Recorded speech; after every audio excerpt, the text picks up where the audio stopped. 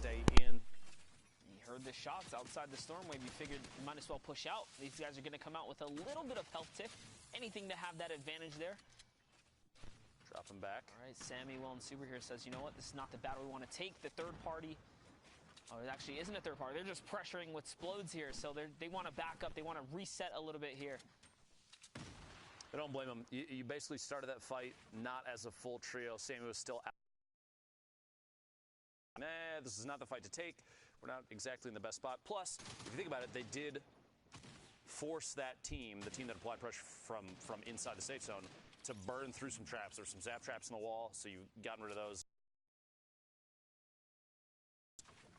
Ultimately, kind of a win-win. Set of eliminations here. This is a nice little look right here. You can see those teams that are on the west and north side of the map forced to fight their way down now. Quite a rotation here as the zone seems to be pushing all the way south. So the later you move, the more congested this rotation will be, the harder it will be for you later in the games. You really want to get down there early, especially when a zone favors one side pretty heavily. See competitive players try to rotate nice and early. I'm looking for Nazir to hit a snipe shot here. He keeps pulling that heavy sniper out and taking a look. Hasn't gone for it yet. I would say position-wise, not the best call. You draw a lot of attention to yourself as you are further outside towards the edge of what is currently safe. So people are probably going to look back and try and stormhold you. But could you imagine Nazir hitting just a crazy snipe right there on the rotation in? They suddenly have advantage, a trio versus only 2 left up. They could push through, pick up 3 elims, all the materials, and make their way in the safe zone. And this is actually very interesting right here. FHD actually opened this battle up with a heavy snipe. They catch the knock, but they don't even collapse to kind of seal the deal. They say, you know what, instead, we're going to focus more on the zone here. They're going to get ahead. So they use that little bit of distraction, downtime, and chaos to get ahead of the zone here. It's probably still going to convert if they can get to the zone first and then turn the battle back around. Depends on how fast the storm is moving on this edge. They are closer to the short side, so it's moving slower. But yeah, you have a chance maybe for a pickup there, but I think, like you're saying, in that moment they say, yeah, we got the knock, we could push for it, but placement at this point probably more important. You're looking at 26 trios remaining. You don't get the placement points until top 15, and even then, it's only 3. So right now, pushing into the storm, getting to safe, very, very important. You want to try and make it to that top 15 as early as possible. Get to a safe spot so you can sit and wait. And you saw a little bit of a storm surge warning there as we're approaching zone 3. You have to be cautious when there's over 70 players to the zone 3 ratio. Storm surge will start to tick. So there's only one trio probably affected right now. This trio here is completely safe, 105 damage above. But anything can happen. You can get pushed by the wrong ones. The other team can jump into a fight. So at this point, only one player needs to go down too, and we might actually find it. There it is. What a snipe.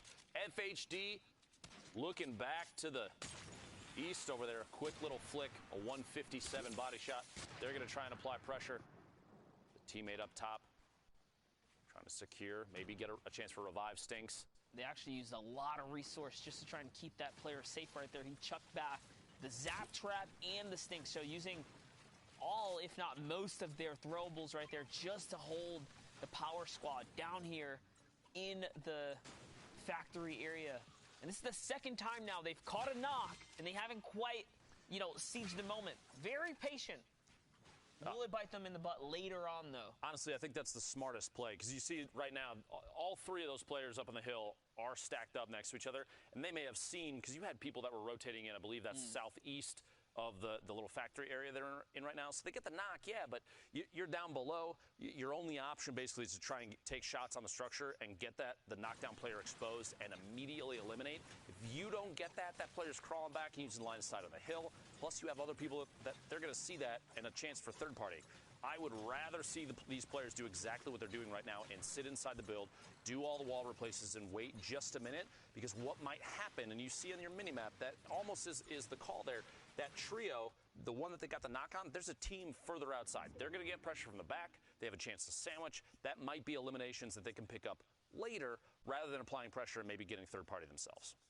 I almost also want to say, though, that's the same team as done got sniped twice by FHD, so he's a magnet for the heavy sniper. Got to be careful, buddy. Little rivalry tuck building up the there. head down. You got to duck. Careful on the peaks here, but NM7 Teams are collapsing everywhere. Minute left. Oh And he catches my another one gosh. right in the tail. Aziz TV is going to go down, and this time they are not safe. He says it's time to battle. They want to push this through with less than a minute on the rotation here. In comes the stinkers. The heavy snipe cracks open the wall, and there is a team nearby. They can hear the shots. They're looking over if you look at your map, but they're going for safety instead. It's a long rotation. Around.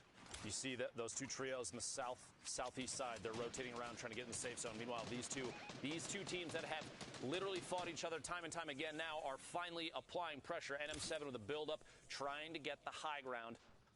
Not going to be able to do it just yet. Going to wait just a moment. Doesn't want to get pushed too far in on that trio without his teammates at his back. One elimination currently, but if the pressure is good and gets a better position, might be able to convert that into another 3. We'll see here in a second.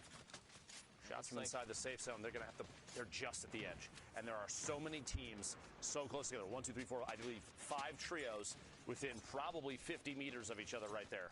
And Aziz and his trio is actually really lucky. Aziz was traded out, but that duo, what was left of the trio, managed to squeak away here. Heavy snipe returns. He hits another one. FHD is on fire right now with the shot. So you can see here, this team is scary with a double heavy sniper. They're loaded up right now. Here comes the focus fire. A trio focus fire is big, but FHD pays the price. Another team up behind. This is what I was saying. 5 trios in one, like basically 150-meter circle is so tough because as soon as you start spraying on one, everyone's going to look at you and say, you're exposed right now and you're not looking at me. It might be the time to take a shot. Imagine if instead of AR spray, that was a heavy snipe. That could have been an immediate knock, and then suddenly the tables are turned on this team for Power. That's right, but it's okay. Power has plenty of 2 big pots right there, so the squad kind of hooking them up. They still have 6 chug splashes. They have, slurps for the road. They're very, very set up right now. With how close together they are to other teams, I'm surprised they're not using. They have 11 chug splashes. Use even just one of those, just to top off one player and get your last one to only 5 HP missing, because if you're in a bad spot and you start getting beamed, you're going to want every single HP that you can get. Oh, the double snipe, double heavy. Here we go. Looking for it. Finds the first one. Beams, and Natsai goes down straight into the launch pad to rotate into the circle. This trio's playing very, very well. Natsai should have known better than to sit still in a 1-by-1. That is one of the risks you take, especially in trios. There's way too many eyes focused on the field here. There's no way you can sit still in a box. That's the price you pay right there. FHD, Janssen, NM7 doing a fantastic job right now holding the server down. Really, they're dictating the pace right here with all pressure, all fire coming in. This is the most active trio we've seen so far in the server. The east side of the map basically belongs to them thus far. There is that team. You saw them look up above on top of the hill looking down. You got to be very careful on the angles. Would not be surprised if there's a chance shots come down from the top. NM7 getting shot. Team from MES over there. Looking back, one tap just past them. You look very top middle of your screen. That's the team I was talking about. They're all the way up top. They have a zip. They have height advantage. The little window peak on the brick wall that's edited right there, just out of screen now. You also down in Happy Hamlet have Minzu, Moon, and Kinji. The ultimate high ground down here. Number of teams underneath. This is actually a fantastic loadout as well. 6 shockwaves, 2 shield bubbles. They're set up so pretty up here. Nice little headshot right there from Kinji. He's going to put some hurting on that team right there. They do have a heavy snipe to crack open the build as well. Stink, someone tries to take that high ground. He's going to eat a couple of bullets for the sandwich right there as Sultan goes down by Kinji. Nice reaction speed right there. That shockwave play was not the one to do. A valiant effort, but did land right in the middle of a trio, all kid of the teeth. Kinji has that shield bubble out. Looking to potentially make a rotation soon. We'll have to see here. I almost want to see one of these players toss it straight up, knock it down onto their own head, and make a move with it at the same time. So he puts the bubble down so that their pad doesn't get taken out. So he says he's gonna set that up for the safety measure right there, and just like that, they are able to skate away and get to the next safe zone here.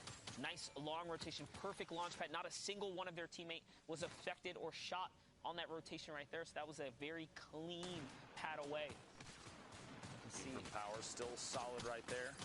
Toggle, Eska, Another player from one tap's going to get taken out right there. Toggle's chucking in all of the grenades right here. Flexi goes down. Iki gets taken out right there, and he catches another knock. That's a triple knock with the grenades right here. He's just letting them go. But grenades are pretty good, especially when you have so many players stacked together. You have your teammates spray down the walls where you're tossing those things. And just look at the map. They're all in the same spot, so naturally you're going to hit someone. We're about to get into placement points here just before we cut. We have 16. There you go, 16 trios remaining. As soon as we get to top 15, everybody picks up a set of points, 34 players total, which means a lot of these trios are no longer trios. You have quite a few single or duo players left at this point as the feed's still lighting up. Players are now forced to the northwest side. Oh, I see. It looks like they're setting up a shockwave, right? Are they trying to set up the perfect shockwave kind of play here, angling the structures? Craftsmanship is key, just as a reminder. It's important to set it up properly so that everyone can get on out, but it looks like there's no time left. No time. They're just going to have to go ahead and throw it down. It's going to be a very scuffed shockwave here. But honestly, Sigil that's not pulls it bad. off. Yeah. Sigil with a big move there, landed literally in a set of builds already, and there's edits set up. He now has a bubble shield to protect. He can look back and try and help his teammates if he needs to, or make a move here. He's going to try and build up to his duo. And Eska does get taken out there, so Toggle is going to get in a little bit of a 1v1 right here. Someone with a box battle is trying to look for that replace wall. You have to wait for it. Nice shot. Noor's going to eat the big pump to the face right there. He's going to put him right down. There was nothing he can do. He kind of asked for it. Literally just waiting. Just waiting for the edit. You know it's going to happen. Just wait for the edit. It's boxed in. Going to have to try and get ahead of this storm. Down to 13 HP. Traps down. He does have the splashes, but it is not enough. That trio goes down. Looks like in 13th place. 12 trios remaining as the rest of the field shockwaves, tarps, and launch pads towards the next safe zone. And now we're looking at the end game, Zone 7 here. You have your teams already situated up in the high ground. Shockwaves are already flying all around you here. And some ridiculous snipes earlier today.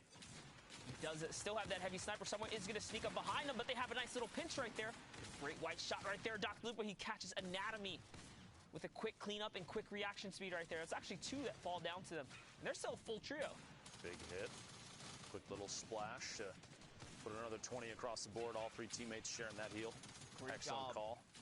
These rotations in. Trying to get these quick edits and try and tarp while your teammates are still with you. He's out of mats. And healing. That's big. Yeah, no mats left. And M7 is empty now. They're going to have to trade off who's doing what on the team. Still making moves, though. Bubble shield there. Plus, the zone is right at their back. Player dropping in, same floor behind, rotating out in the storm, trying to stay safe, but can't quite find it. Back into the safe zone here as NM7's looking back. This is a great opportunity. If he had held that for maybe 2 or 3 more seconds, he might have had another shot on the player that did get the knockdown underneath. Big movement into the safe zone is key here, but he's only sitting on 3 builds. He's got 3 metal builds remaining, 9 points, and there's six trios left to trap behind, just in case somebody tries to drop down in, but does get broken. Player underneath. It is basically chaos at this point. And then Sayer is the absolute slayer so far. Oh, but he is going to get chipped down right there as Minzu takes him out. We've been following Minzu, Yonks, and FHD for all these players for so long now. This is looking like the toe-to-toe right here. Minzu on YouTube. Boxfighter, Moon, and Kinji all have the high ground right here. They have stinkers, they have explodes. They're set up for success right now. Here comes a quick edit. Minzu's trying to get this peak right here. Is he going to be able to connect? No, Make the sure to shockwave pushes him subscribe out. if you're new to this, time to push all the way through. to see more of these. Somehow, Make sure to close subscribe. by staying alive just long enough. The shots, the trades, FHD and Yonks were holding it down, actually trading the shots. The shockwave was perfect. Minzu's trio went from the only full team left to both players knocked and Minzu in the storm because of a single shockwave so fast. I think nobody on that team saw that coming. Absolutely ridiculous. Last couple seconds there. Now, just to take a look back and really give us some details. We got Shy Wager out in the studio. What do you got, Shy? Heck yeah, these guys had the power, they brought the force and cleaned out the game even at the worst circumstance possible. Even throughout the game, we saw double heavy snipes. We saw so many cool utilizing mechanics being used across internationally, which is huge because, you know, Lupo and Monster had a conversation. Are these guys caught up? Do they have enough time? Is everything, you know, in place for this region to be at the top spot next to EU, NA, right? We have this breakdown of a little bit of separation in the middle. We have NA West, EU, Brazil, as well as NA East, and they're all in that big top 8 region. But we have these top 4s. The first time Team and ME on the board, these games actually broadcasted as well. We can see people now becoming stars, right? We could have the next insane, calmer, clutch individual mongrel, but, you know, international across the season, a different time zone, playing his own type of metagame, his own type of strats being dropped down from height, going upwards, downwards, everywhere around the entire server. So it's really cool seeing how a new region develops and exactly where they actually place themselves in the timeline of exactly how their skills are, how their build fighting metagame is, what they try to do on height afterwards. A pattern we saw in the first EU games where, hey, if MMB have height, everyone below them, no shields at all. Every tag, it's a headshot from a Scar. It's an easy 72 white damage tag that usually gets them that elim at the end. Middle East, same way. We're going to break it down in just a second, but there's an entire type of shifted metagame where it's kind of those early Season 3, Season 4 tendencies combined with the knowledge you have at the end types of, you know, Season 8, Season 9 end games where, you know, you're rotating, you're tarping, you're saving your items. At the same time, early game, you're using them immediately. No thought whatsoever. You have everything on your board. You have your inventory. You know exactly what your teammates have. The comms are nice. Everything's on the plate, ready to go, ready to get feasted on. So Middle East right now for me is just is really nice. We're going to be going into a clip actually of an early game, I believe, Happy Hamlet game. We're going to dive in with Kinzel, I believe. We'll see how he plays out. Actually, no, this is a power clip. There we go. Kinji up in Happy Hamlet. It's going to be really dope to see him actually cut out Forest team on height. We talk about the metagame, right? When Shockwaves first got introduced, it was a straight pump or combat shot upwards. It took people time to get used to that AR spray. He has it in his inventory already. These guys are caught up. They know. Ramp edits, practicing creative, right? Very ingenuitive.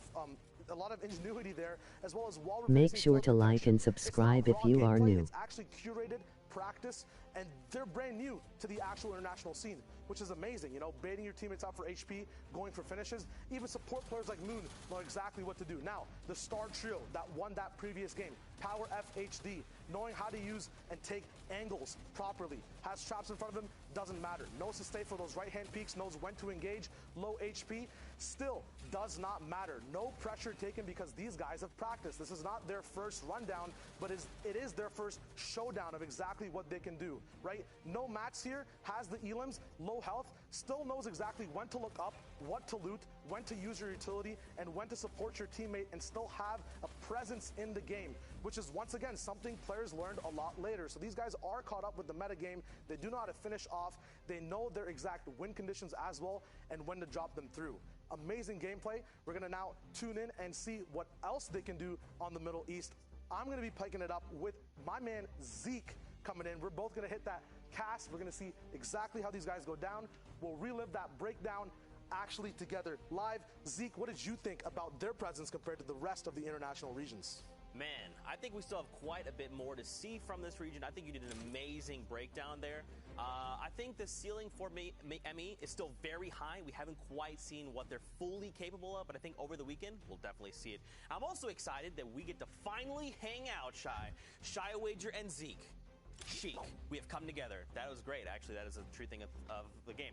But anyway, the games are ready. Let's hop right in, Fortnite fam. We're jumping out the battle bus. We're going to begin this game. I can't wait to see what happens here in this game. Because remember, these happened over this morning. Earlier on, while everyone wants to sleep, including myself, I slept like a baby. It's kind of. It's not entirely true. But anyway, we're getting into it. We can see now where people are trying to land early. So, I mean, you know, you've got the Pleasant there. You've got a team of Junk. The old Villain Factory. You've got some at Snobby. Some flying even over Greasy. There's still quite a bit of teams, though, still that are airborne. Yeah, see, one thing you mentioned earlier, Zeke, was the whole idea of these games happened this morning, right? For me, chewing gum, you leave it on the table untouched, still good to eat later in the day. There's so much flavor in these games we have yet to see. No, seriously, man. Like, once again, we're tuning with Power. Hey, look at this pattern, right? I kind of, you know, went to the FHD/Mongrel comparison. These guys are in retail. Mongrel's in retail. You know, we had Monster, Lupo, saying these guys have been waiting for a long time, right? There's so many VODs they've been watching. They have the knowledge, man. They have the power. Yeah, and now look, they land over here on the, what do we like to call this? The top side is blacktop. So Residential. This is residential. Yeah, There we yeah. go. I literally came up with it as you were saying. What's wrong with me today? But they are on the residential side, which is good. I personally, and this just might be like my thinking, but I feel like the loot's a little better on residential side than blacktops. Would you agree? Or do you think it's the other way around? I think that there's more, there's sparser loot on the blacktop side. We're looking at Tilted right now, but I'm going to keep talking about what we saw in retail. There is sparser loot on the blacktop side, but like residential does have, I think, more drop spots on the floor loot. But, you know, we got those bendings on blacktops, and you have more of a horizontal advantage on everyone you see. Yeah. So it's a lot easier to kind of, you know, pick a game plan on blacktops. With residential, you kind of have to all in all the time. Yeah. Because if you do get engaged on, like, once again, you're all in, right? We see it in OCE, X2 Twins. They always end up having a fight, some type of highlight. It's really cool. Right now, though, you know, Lupa and Monster went over Tilted Town, the advantages, disadvantages of building and not building. What are your, how do you think player opinion has been of Tilted Town from the beginning to the end of how people taken off guard by the fact that you could not build until the town. It was like, wait, but the whole thing is that you have to build and whatnot. And it's like, well, yeah, that's still a very big aspect of the game.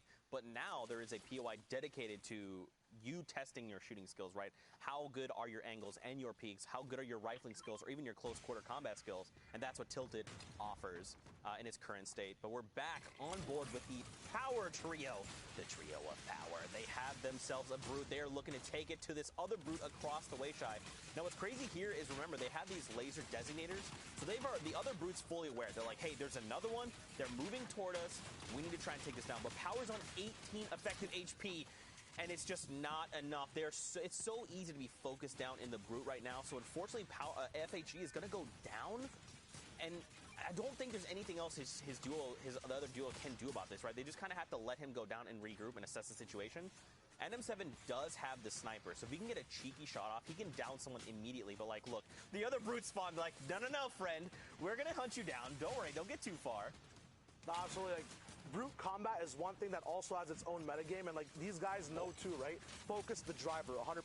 Usually the people you put into the brute early game are those who don't have the same amount of loot. We're looking at a pump TAC SMG gold sniper on NM7, but FHD, all you have were zapper traps, a bunch of gray items, very easily focusable. And right now, you know, their enemy team is big and hard focused. I'm pretty sure it's the ASMR guys, Spy and Wagner. These guys are just coming in with a big brute of their own, forcing through straight up, gaining all the loot as well. One big thing about having a brute in retail, it's like butter on toast. Perfect combination, even jam on toast, anything but mayo.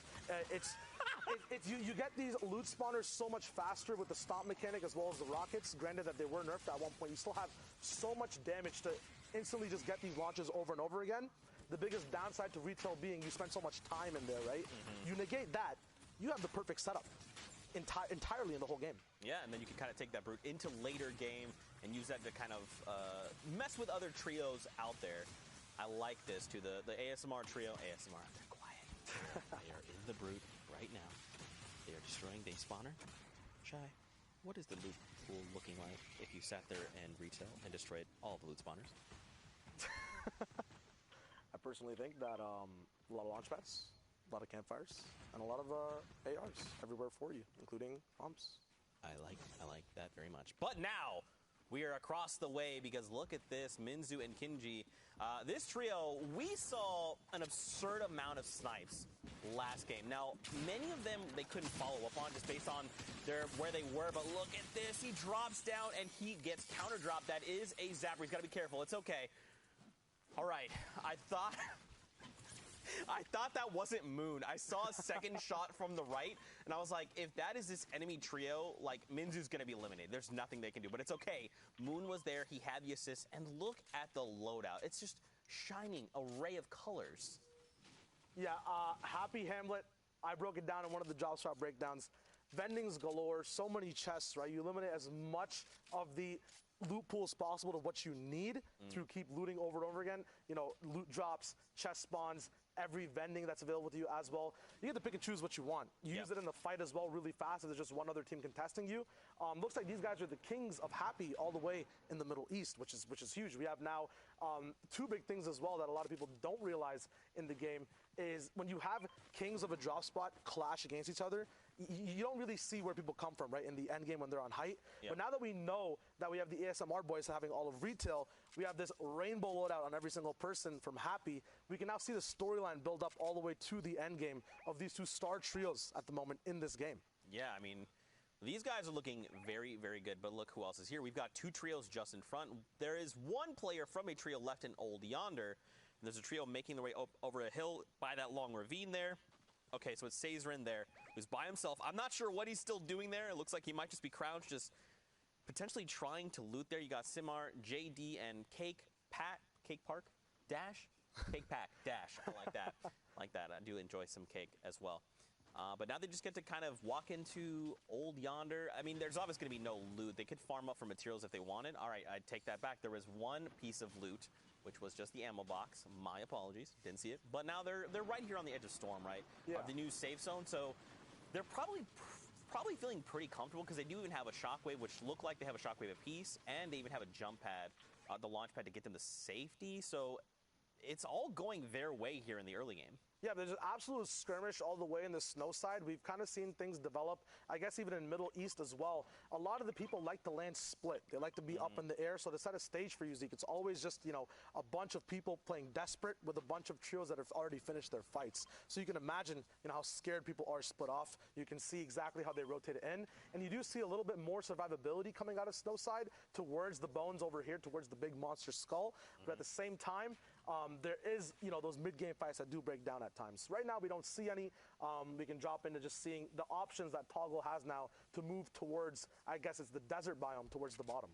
Yeah, I mean, there's still so many players left. 75 and 26 of 31 trios left. Don't forget, we want to hit top 12 before we start seeing any placement points at all. And we're right now in Storm Circle 2. So there's still so many players that have to be eliminated before this end game, right? I mean, I don't imagine we'll see like Storm Circle 750 people left, but I wouldn't be surprised if we did see that. There's still so much that can happen in this game. I'm curious to see what's happening back at retail. You know, we saw that trio, the ASMR trio. They're pretty looted, and I'd assume with that brute, like, they probably cleared retail like super, super fast.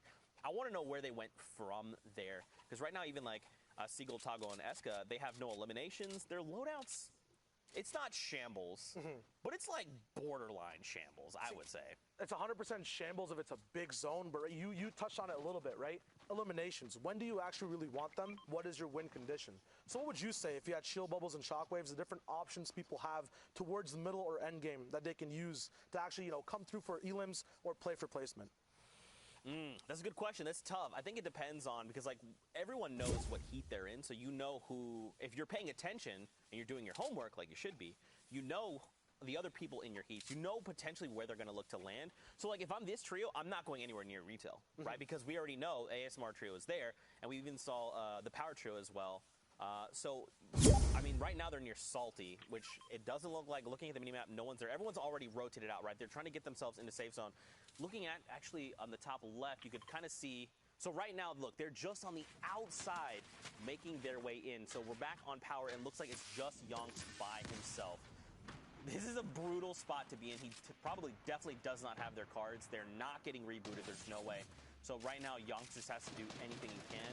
I mean, I'd imagine he's probably wanting to play slow, right? He's like, look, if I can even just play for placement and get us those points, if he can find an awesome pick, great, but that's just like backseat. Right now, it's survival mode. Yeah, the worst sound anyone could have heard from him on the server for his situation is that shield break sound, the whole you know, desynchronization of the shield. So right now, he's worried. He knows trios around him know that he's worried. His entire plan at the moment is to use, you see, half his loadout's already gone, right? We talked about when to use your loadout, when is your win condition, do you want elims? You said it, Zeke, it's full survivability at the moment, and Yonks has to go to the Bronx and even further now to even win the game, right? Like, 0 elims, the easiest thing to do, right?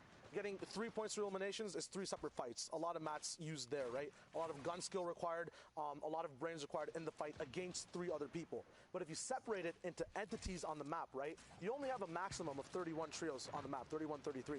So in this game specifically, I think we're at 26 out of 31. We're kind of far from placement, but separating it into just looking at singular entities moving around the map and playing placement that way, right? Using your mats against one entity rather than 3 separate ones in a fight.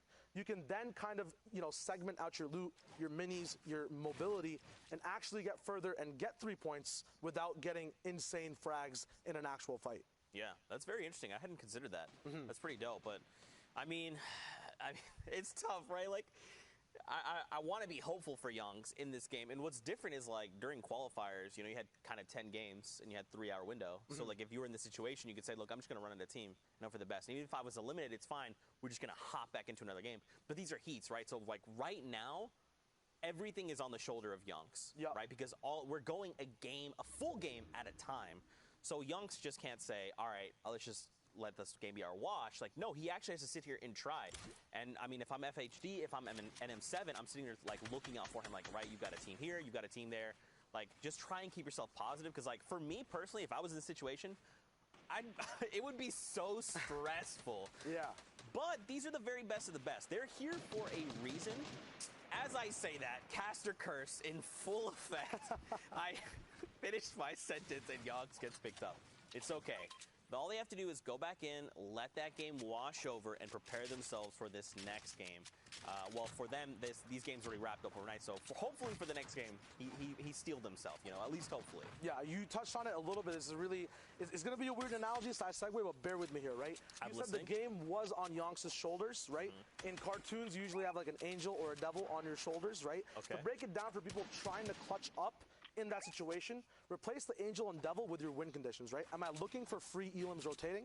Am I looking to play safe? And every time you see one of your shoulders kind of ding, that's what you have to play for. You have to suppress all the other easy stuff you see. Maybe there's a free heavy snipe you can take, right? At the same time, that exposes you, right? Your whole full shoulder is not lit up there. You got to play at the side of the angel. So if you're trying to learn how to get in the clutch situations, trying to learn exactly how to rotate in the game, what is right, what is wrong, segment it out, wait for the proper shoulder to light up, and that's an easy way, right? Right there, Youngs, the mistake he made, he kind of chose the devil shoulder. He saw free tags for rotation. He knows he needs elims because he has 0, but in doing that, he brought the full force of an entire trio out, right? He talked about entities. He turned a full 1 entity he could just block with mats to 3 people to face 3 separate AR shots. He got erased from the server. Man, that's so dope. Yeah. See, Shy Wager dropping these knowledge bombs and making my inner child who loves Looney Tunes just so happy right now. I appreciate that, Shy. That was very nice. It's very well explained. Thank you, man. Thank you, thank you. Now we're looking at an entire different scenario. M. Sadiq, I've actually seen this guy have some amazing highlights in-game and actually clutch it out in the Middle East server, sometimes topping the charts of our top plays of the week. Currently, he's going to be leading an actual trio. We're actually on Rampage's perspective right now, but these guys are absolutely raw when it comes to just taking those free aim duels, just engaging on fights and following up with stuff. Right now, I've never seen more stink tags from one stink on an entire trio. Eska goes down. We saw Eska last game as well as rotating earlier. Now, they're very set on loot, but once again, they know that win condition, right? Even if you're not solo, as a trio, what shoulder is dinging? I got a knock, okay, stink follows up, right? That's how you have that whole momentum process, you have it planned out. You just got to look for the right pings to follow through. And if they had some kind of mobility, I would imagine they probably would have gone in and cleaned up this trio, right? Because they got so many tags, like you're saying. Once that stink came out, it was giving 2 damage numbers, and they were taking pretty much the entirety of that cloud. You know they're on low HP. So at least one of those guys is dropped really, really low. Unless they have something and they're burning resources like splashes, a slurp, even a med kit or bandages, like, you know they're burning through materials to try and get there.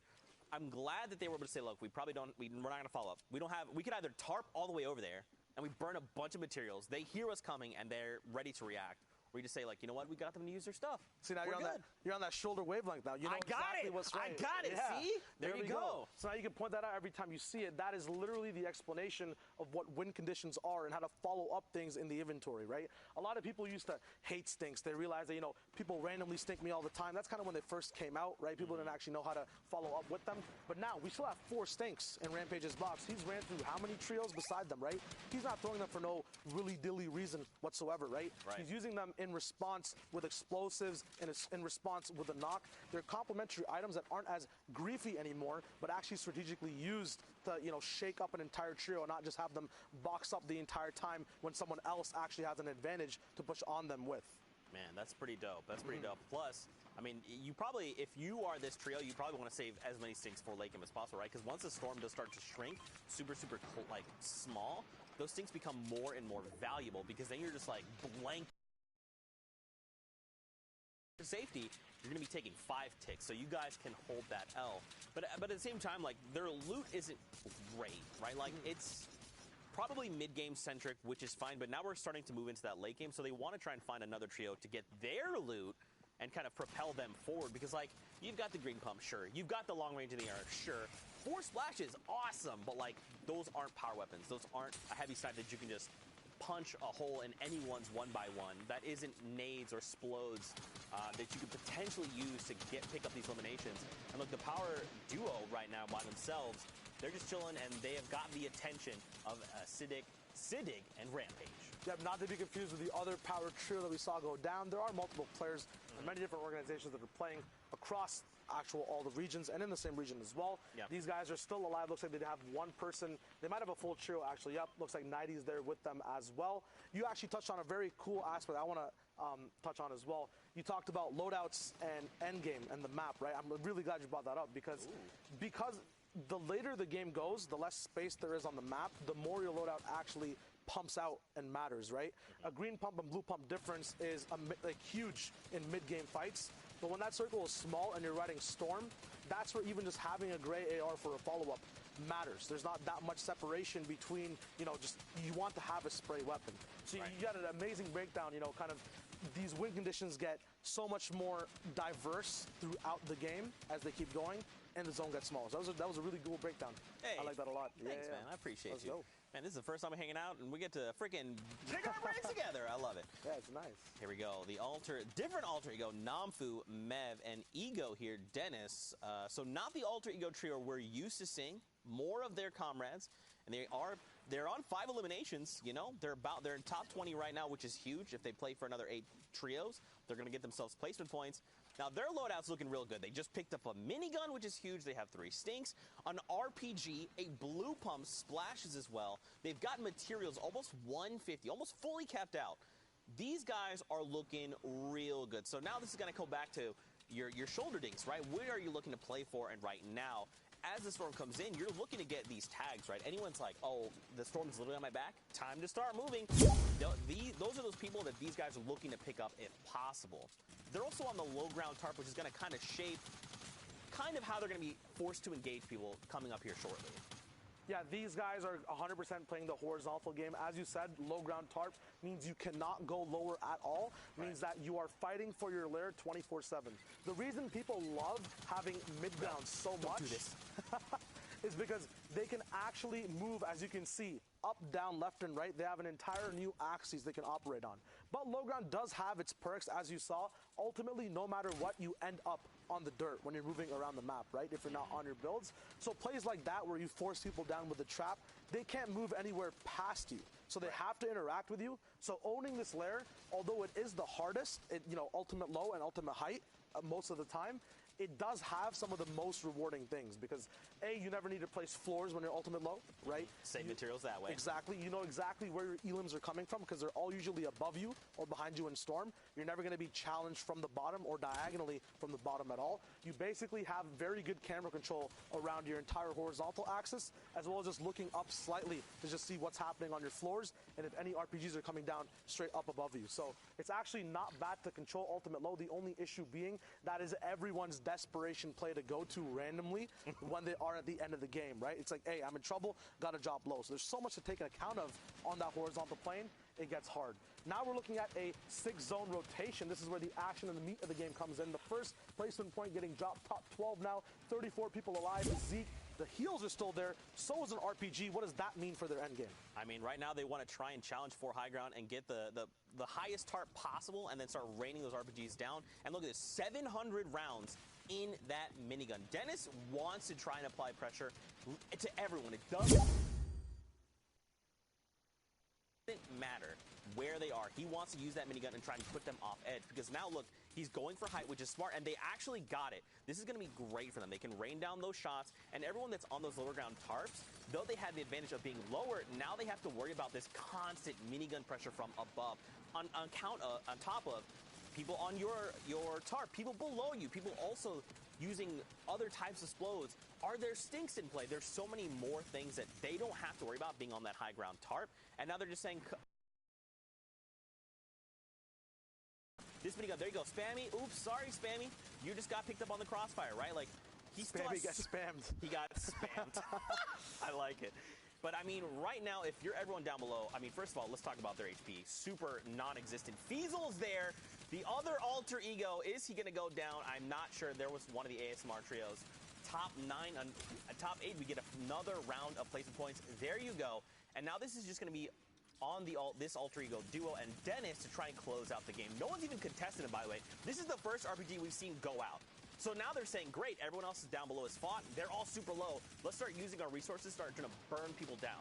Yep, these guys have that default split broken down as well. Dennis on top while Mev and Namfu are at the bottom, making sure that even if there are shockwaves, right, people have learned. They've played around them. Right now, minigun sprays coming down. People have saved their hard mats for this endgame, but in doing so, they might have taken tags through their wood moving around in the mid-game.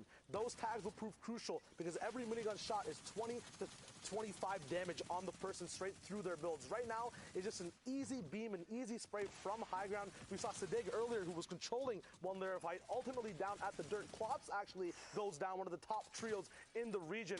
Hopefully he makes it through the heats. We will see the standings hopefully at some point. Right now though, Dennis, 4 elims. Mev, another 4. We have a total of 11 elims on this trio at the moment with more to come. There is a top 2 spot available for placement. That minigun is not stopping. All the time they could use for rotating and making sure their builds are fine. They don't need to because they're height.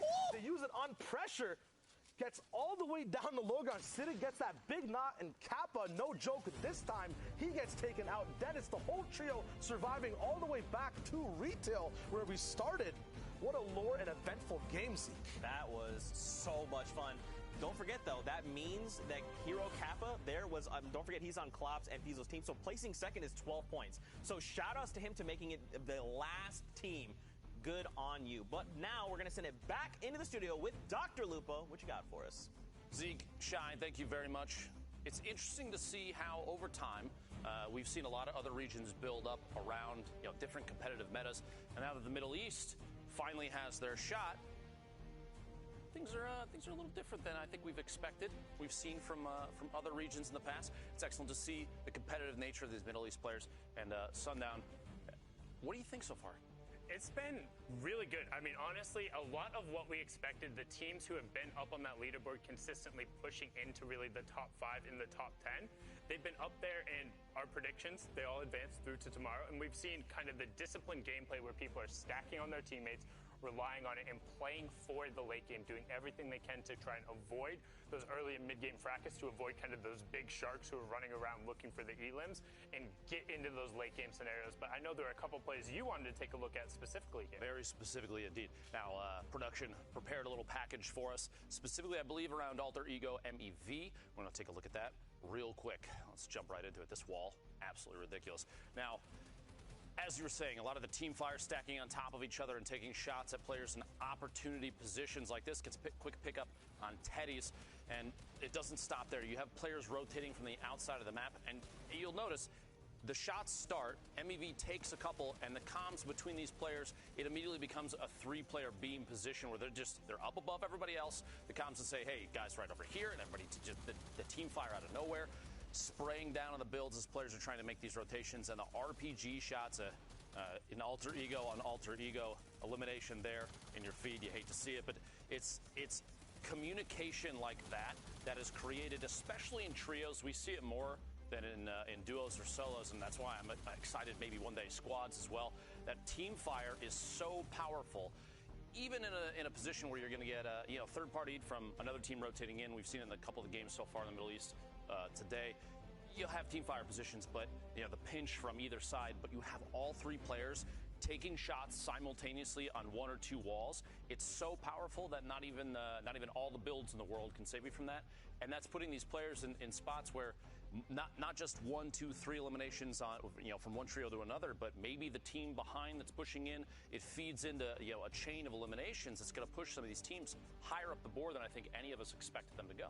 Yeah, and you're seeing that a lot when you have the 3 players who are stacked on top of each other, and then their comms are there. I mean, we joke about MMB like it's really chaotic, but when they all call out, you see, boom, everyone snaps over, and the team fire happens instantly. You're seeing Middle East put off a lot of that right now, but on our end, yes, there are still some issues going on with the matchmaking on Europe side, so we're going to go to a break right now. While we take some on our end, we will have some additional messaging that is coming forward. So don't go anywhere. We're just hanging out. We will have more games going forward. We're going to continue to fill with the Middle East games as we come back. So we're going to dive in a little bit deeper to them, which is something I'm really excited about because a lot of people don't necessarily get the visibility into this region. They don't have the opportunities to really go in and dive into this gameplay and look into what makes Fiesel, Kappa, and Klops so good, or what makes that Sam trio that much better in seeing different styles of gameplay. It's the same reason why I preached during the World Cup.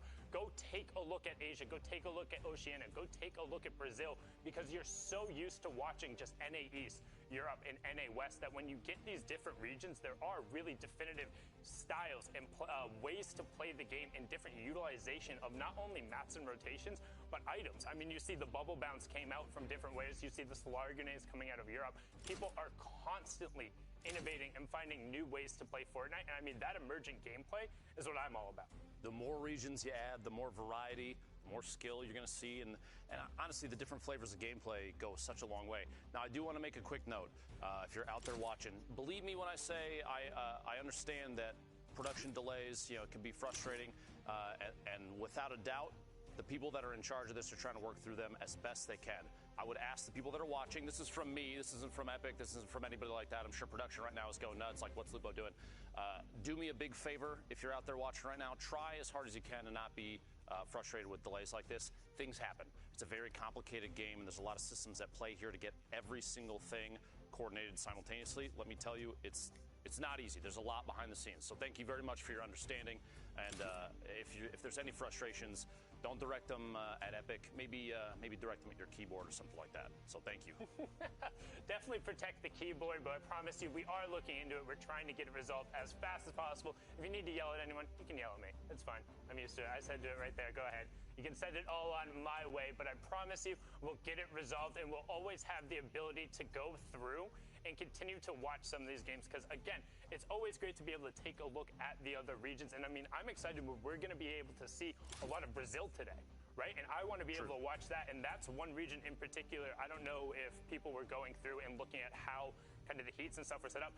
Brazil got bumped up. Brazil is on the exact same level as NA West. They have the full 4 heat structure, and there's been a lot of teams that qualified 8 players through each week.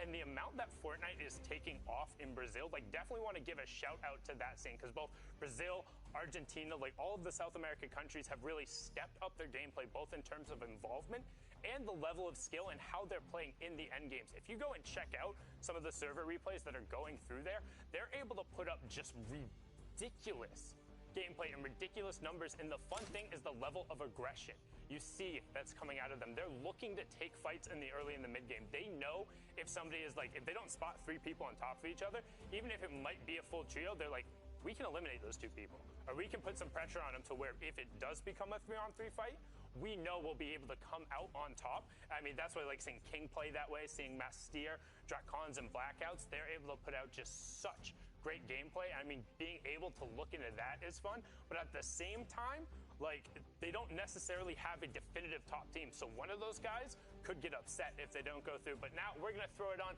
to a break. So you guys, whatever you need to do, go take a break. We'll be back in a little bit, but we'll also have some games rolling. So you can stick around if you want. We'll be here.